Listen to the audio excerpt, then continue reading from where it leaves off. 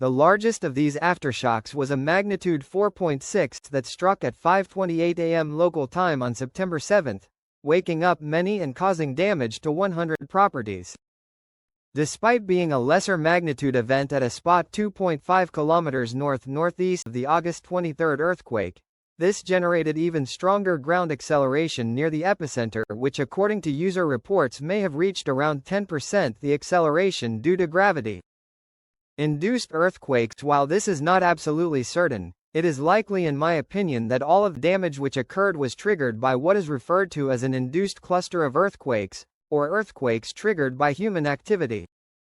Specifically, due to the existence and operation of the Mount Arthur coal mine.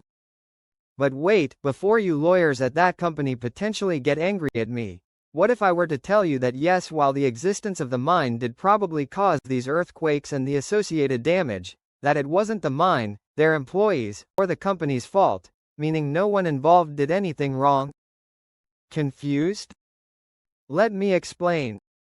While wastewater injection associated with oil and natural gas fracking operations are well known to be responsible for generating induced earthquakes, including Oklahoma's largest earthquake, a magnitude 5.8 earthquake in 2016, it is not the only source of human-induced earthquakes. Induced earthquakes can also be generated by geothermal energy production, the placement of dams which hold back water, and mining operations, especially open-pit or open-cut mining operations. All that is needed for an induced earthquake to become possible is for significant removal or deposition of material overlying or adjacent to the fault to occur. In the case of a dam, for example, the increased mass of overlying water can place additional strain on an underlying pre-existing fault, making it more likely to slip and generate an earthquake. However, the opposite is also true if you remove large volumes of rock which previously helped hold a fault line in place. Cause of mining earthquakes. In that case, the reduced amount of overlying rock makes it easier for a fault to slip due to the sudden reduction in rock which had previously been partially responsible for preventing it from slipping. Such mining operation-related induced earthquakes are fairly common across portions of 6 major continents. Yet, preventing these earthquakes is much harder than it sounds. There are very few cost-effective methods for mitigating these earthquakes, with seemingly no one-size-fits-all solution, and these solutions only tend to work at purely underground mines. When an open pit or open-cut mine is involved, which are both essentially giant singular excavations in the ground, to the best of my knowledge there aren't any cost-effective methods to reduce these earthquakes.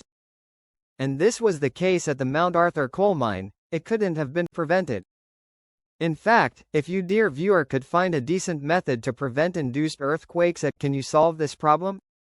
These types of mines, then you could make a lot of money selling your services or ideas to many world mining companies. Earthquakes at mines are especially dangerous, even if only in the small magnitude in the 2 or 3 range, due to the risk of rock bursts where rock literally explodes outwards in fragments like a grenade, landslides, mine collapses, and rock falls. All of these not only hurt employees but also mine operations, both of which hurt the bottom line of a mining company. So, what are your thoughts on this topic? Be sure to let me know in the comment section below. As a final note, I would like to thank